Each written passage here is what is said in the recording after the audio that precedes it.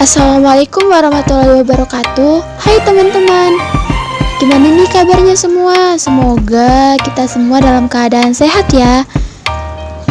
Tetap jaga protokol kesehatan ya, memakai masker kemanapun dan dimanapun, membawa hand sanitizer bila perlu, dan jangan lupa jaga jarak.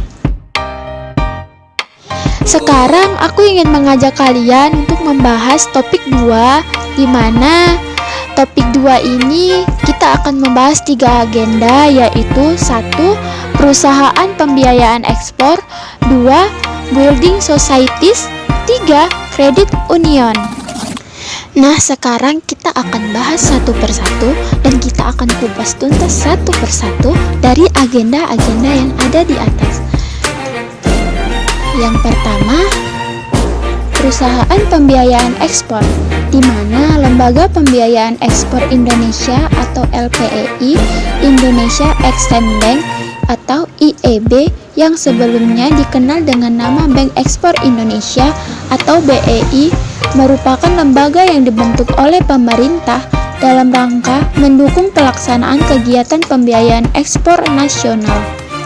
Selain itu, lembaga ini berwenang dalam menetapkan skema pembiayaan ekspor nasional, melakukan restrukturisasi pembiayaan ekspor nasional, melakukan reasuransi terhadap asuransi yang dilaksanakan di dalam skema, serta melakukan penyertaan modal. Lembaga Pembiayaan Ekspor Indonesia atau LPEI, Indonesia Exim Bank atau IEB berfungsi untuk mendukung program ekspor nasional melalui pembiayaan ekspor nasional yang diberikan dalam bentuk pembiayaan, penjaminan asuransi, dan advisory service, serta mengisi kesenjangan yang terjadi dalam pembiayaan ekspor.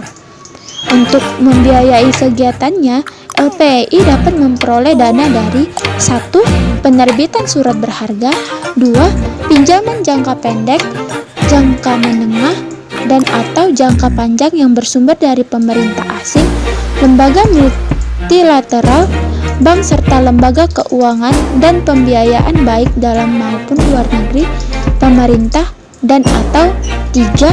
Hibah. LPEI mempunyai tugas sebagai berikut. 1. Memberi bantuan yang diperlukan oleh badan usaha yang berbentuk badan hukum maupun tidak berbentuk badan hukum, termasuk perorangan dan dalam rangka ekspor.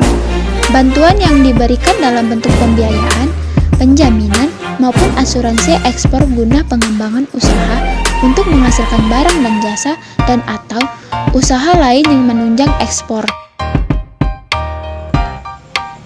Kedua, building societies. Building societies atau lembaga pembangunan adalah lembaga keuangan yang dimiliki oleh anggotanya sebagai organisasi bersama. Lembaga pembangunan menawarkan layanan perbankan dan keuangan terkait, terutama simpan pinjam dan pinjaman hipotek. Building societies ada di Inggris, Australia, dan Selandia Baru, dan dulu ada di Irlandia dan beberapa negara persemakmuran. Mereka mirip dengan credit union dalam organisasi, meskipun hanya sedikit yang menerapkan ikatan bersama. Namun, alih-alih mempromosikan penghematan dan menawarkan pinjaman tanpa jaminan, dan bisnis tujuan dari building societies adalah untuk memberikan hipotek rumah kepada anggota. Peminjam dan deposan adalah anggota masyarakat, menetapkan kebijakan dan menunjukkan direktur atas dasar 1 anggota, 1 suara. Lembaga perkumpulan bangunan sering menyediakan layanan perbankan retail lainnya seperti giro, kartu kredit, dan pinjaman pribadi. Istilah building societies pertama kali muncul pada abad ke-19 di Inggris Raya dari kelompok koperasi tabungan. Di Inggris Raya, building society secara aktif bersaing dengan bank untuk mendapatkan sebagian besar layanan perbankan konsumen, terutama pinjaman hipotek dan rekening tabungan. dan peraturan mengizinkan hingga setengah dari pinjaman mereka didanai oleh utang kepada non-anggota, memungkinkan masyarakat untuk mengakses obligasi grosir dan pasar uang untuk mendanai hipotek. Building Societies terbesar di dunia adalah Lembaga Pembangunan Nasional Inggris. Lebih lanjut di Australia, lembaga pembangunan juga bersaing dengan bank retail dan menawarkan berbagai layanan perbankan kepada konsumen. Yang ketiga, kredit union. Kredit union adalah lembaga keuangan yang dalam beberapa hal mirip seperti bank. Mereka menawarkan rekening giro, rekening tabungan, sertifikat setoran atau CD, pinjaman, kartu kredit, dan produk keuangan lainnya.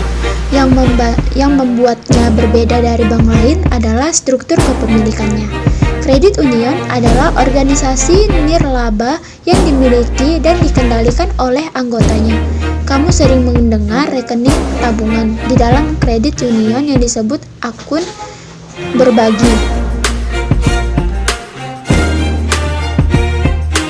Sejak membuka akun yang memberi hak untuk menjadi anggota dan berbagi dalam kepemilikan kredit union.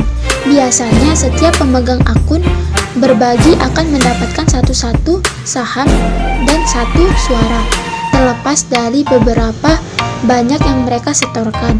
Dewan Direksi Kredit Union terdiri dari sukarelawan yang dipilih oleh anggota.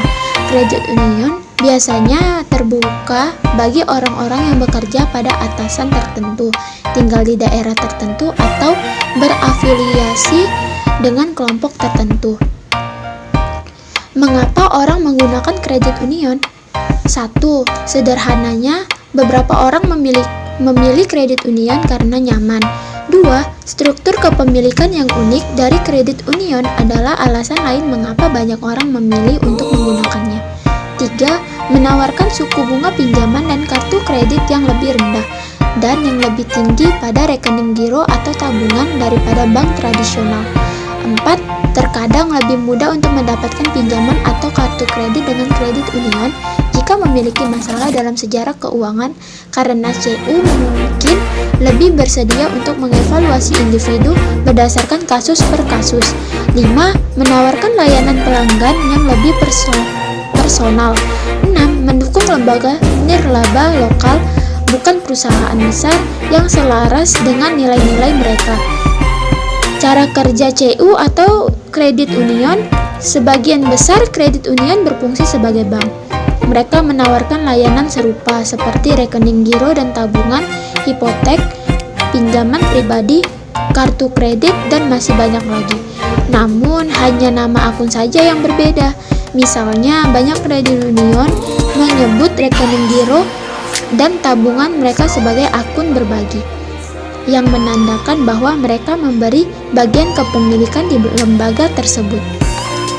Perbedaan signifikan antara kredit union dan bank adalah bahwa hanya anggota kredit union yang dapat menggunakan layanannya. Peraturan federal memberikan syarat kepada kredit union untuk memberi keanggotaannya. Jika kamu harus memenuhi beberapa persyaratan untuk bergabung.